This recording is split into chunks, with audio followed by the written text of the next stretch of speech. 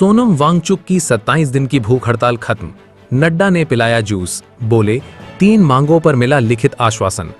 NEET paper leak मामले को लेकर 27 दिनों से भूख हड़ताल पर बैठे शिक्षाविद सोनम वांगचुक ने गुरुवार देर रात अपना अनशन खत्म कर दिया। केंद्रीय मंत्री जेपी नड्डा और जितेंद्र सिंह गुरुग्राम के मेदांता अस्पताल पहुंचे, जहां जेपी नड्डा ने वांगचुक को जूस पिलाकर उनका अनशन समाप्त कराया। अनशन खत्म करने के बाद सोनम वांगचुक ने शुक्रवार सुबह एक वीडियो संदेश जारी कर कहा कि पिछले 2 दिनों से सरकार के साथ लगातार बातचीत चल रही थी। इस दौरान उनकी प्रमुख मांगों को लेकर चर्चा हुई और सरकार की ओर से कुछ मांगों पर लिखित आश्वासन मिलने के बाद उन्होंने भूख हड़ताल समाप्त करने का फैसला लिया। वांगचुक ने बताया कि उनकी 3 प्रमुख मांगों पर सरकार की ओर से आश्वासन मिला है। हालांकि उन्होंने साफ किया कि शिक्षा मंत्री धर्मेंद्र प्रधान के इस्तीफे को लेकर सरकार की ओर से कोई आश्वासन नहीं मिला है। सोनम वांगचुक ने कहा कि उनके लिए सबसे अहम मुद्दा छात्रों पर कार्रवाई रोकना था। उन्होंने कहा कि शिक्षा मंत्री का इस्तीफा उनकी प्राथमिक मांगों में जरूर शामिल था, लेकिन छात्रों के हित और उनकी सुरक्षा उनके लिए ज्यादा महत्वपूर्ण है। वहीं सोनम वांगचुक के अनशन खत्म करने पर सीजेपी फाउंडर अभिजीत दीपके ने खुशी जताई। उन्होंने कहा कि सोनम वांगचुक का अनशन खत्म होना राहत की बात है, लेकिन शिक्षा मंत्री धर्मेंद्र प्रधान के इस्तीफे की मांग को लेकर जंतर मंतर पर आंदोलन जारी रहेगा। नमस्कार दोस्तों, आज 26वें दिन मैं आप लोगों को कुछ ख़ास खबर बताना चाहूँगा।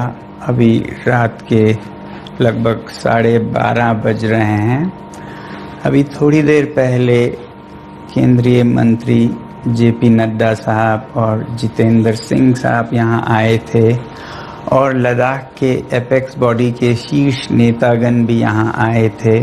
और उससे पहले आप लोगों को मालूम है, विभिन्न राजनीतिक दलों के लगभग 65 सांसदों ने आकर और हस्ताक्षर देकर हमसे अनशन तोड़ने के लिए कहा और वो संसद में इस मुद्दे पर नीट पेपर्स और परीक्षाओं की प्रणाली पर चर्चा करेंगे, ये आश्वासन दिया।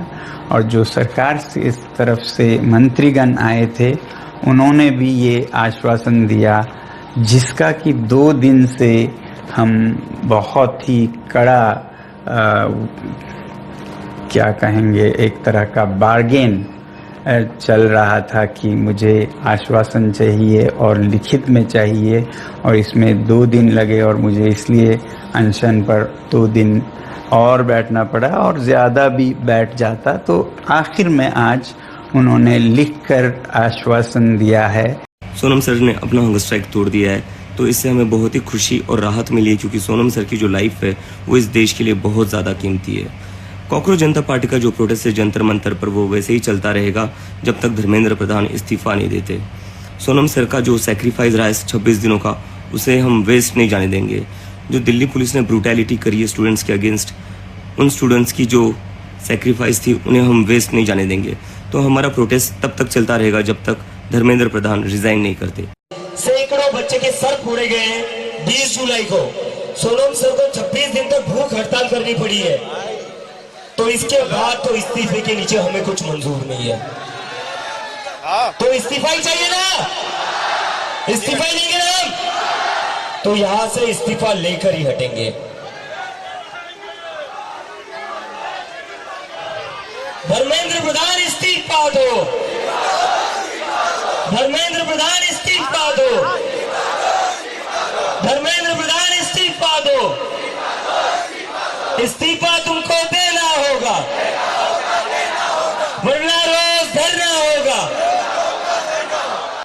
कृष्णानगर में कैब चालक की बीच सड़क पर गला रेतकर हत्या, टक्कर के बाद विवाद में वारदात की आशंका। राजधानी दिल्ली के शाहदरा जिले के कृष्णानगर थाना क्षेत्र में गुरुवार रात एक सनसनीखेज हत्या की वारदात सामने आई। स्वर्ण सिनेमा के सामने स्वामी दयानंद मार्ग पर एक कैब चालक की बीच सड़क पर धारदार हथियार से गला रेतकर हत्या कर दी गई। घटना रात करीब 8:40 से 9 बजे के बीच हुई। मृतक की पहचान वेस्ट विनोद नगर निवासी विजय 40-45 वर्ष के रूप में हुई है। हमले में विजय की मौके पर ही मौत हो गई। वारदात के बाद इलाके में अफरा तफरी मच गई और कुछ समय के लिए यातायात भी प्रभावित रहा। प्रारंभिक जानकारी के अनुसार विजय अपनी वैगनार कार चला रहे थे। इसी दौरान एक मारुति अर्टिगा ने उनकी कार को टक्कर मार दी। टक्कर के बाद दोनों पक्षों के बीच विवाद हुआ, जो देखते ही देखते हिंसक हो गया। आरोप है कि हमलावरों ने धारदार हथियार से विजय का गला रेत दिया और मौके से फरार हो गए। बताया जा रहा है कि घटना के समय विजय की कार में कुछ अन्य लोग भी सवार थे। पुलिस अब उनसे भी पूछताछ कर पूरे घटनाक्रम की जानकारी जुटा रही है। सूचना मिलते ही कृष्णानगर थाना पुलिस मौके पर पहुंची और घटनास्थल को घेर लिया। फोरेंसिक टीम ने मौके से साक्ष्य जुटाए, जबकि आसपास लगे सीसीटीवी कैमरों की फुटेज खंगाली जा रही है ताकि आरोपियों की पहचान की जा सके। पुलिस हत्या के पीछे पुरानी रंजिश, सड़क विवाद या अन्य किसी कारण सहित सभी संभावित पहलुओं से जांच कर रही है। फिलहाल आरोपी फरार हैं और उनकी गिरफ्तारी के लिए पुलिस की कई टीमें लगातार छापेमारी कर रही हैं। क्या नाम है आपका? सर राजीव गुप्ता। क्या देखा आपने? सर मैं जब यहाँ से उतर रहा था तो 9 बजे के आसपास देखा कि यहाँ बहुत ज्यादा ट्रैफिक लग रहा है। देखा तो एक गाड़ी के अंदर आदमी मर गया था, उसका मर्डर हो गया।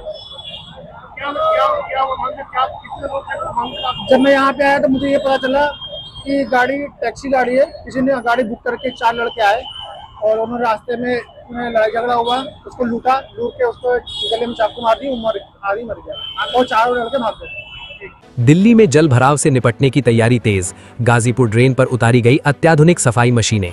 मानसून के दौरान दिल्ली में जल भराव की समस्या से निपटने के लिए दिल्ली सरकार ने बड़ा कदम उठाया है।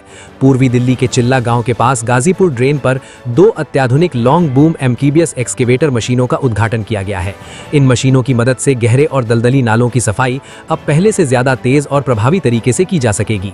पूर्वी दिल्ली के चिल्ला गांव के पास गाजीपुर ड्रेन पर आयोजित कार्यक्रम में दिल्ली सरकार के सिंचाई एवं बाढ़ नियंत्रण, लोक निर्माण विभाग, पीडब्ल्यूडी और दिल्ली जल बोर्ड मंत्री परवेश साहिब सिंह वर्मा ने इन मशीनों का उद्घाटन किया। मंत्री परवेश वर्मा ने कहा कि मानसून को ध्यान में रखते हुए सरकार ने ये पहल की है ताकि बड़े और कठिन पहुंच वाले नालों की समय पर सफाई सुनिश्चित की जा सके। उन्होंने कहा कि आधुनिक तकनीक के इस्तेमाल से दिल्ली के ड्रेनेज सिस्टम को मजबूत किया जाएगा, जिससे बारिश के दौरान होने वाले जल भराव को कम करने में मदद मिलेगी। उन्होंने पिछली सरकारों पर निशाना साधते हुए कहा कि पहले ऐसी अत्याधुनिक तकनीक के इस्तेमाल पर पर्याप्त ध्यान नहीं दिया गया, जबकि वर्तमान सरकार जल भराव की समस्या के स्थायी समाधान की दिशा में काम कर रही है।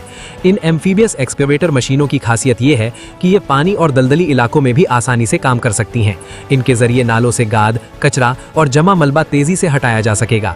दिल्ली सरकार का कहना है कि मानसून से पहले नालों की सफाई व्यवस्था को मजबूत करना प्राथमिकता है, ताकि राजधानी के लोगों को बारिश के मौसम में जल भराव से राहत मिल सके।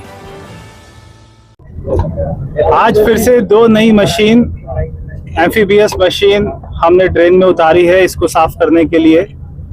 और यहाँ पे चिल्ला गांव के नज़दीक जो ड्रेन है, जो सारा पानी यूपी की तरफ से आता है, नोएडा की तरफ से, साहिबाबाद की तरफ से आता है, वहाँ के इंडस्ट्रियल एरिया का। पहले इसमें कई वर्षों से 20 से 40 वर्षों से कोई भी डिसिल्टिंग का काम नहीं हुआ, कीचड़ उठाने का काम नहीं हुआ। आज हमारे डिपार्टमेंट द्वारा, INDFC द्वारा पूरे दिल्ली की सारी ड्रेन में ऐसी मशीनें उतारी गई हैं। सबसे पहले सारा सिल्ट को बाहर निकालना जो कि वर्षों से जमा हुआ है, और उसके बाद में जगह जगह पे हमारे नए DSTP प्लांट बन रहे हैं। जितना भी इंडस्ट्रियल वेट होगा, जो भी सीवेज होगा, सबको ट्रीट करके उसके बाद ही यमुना में जाएगा।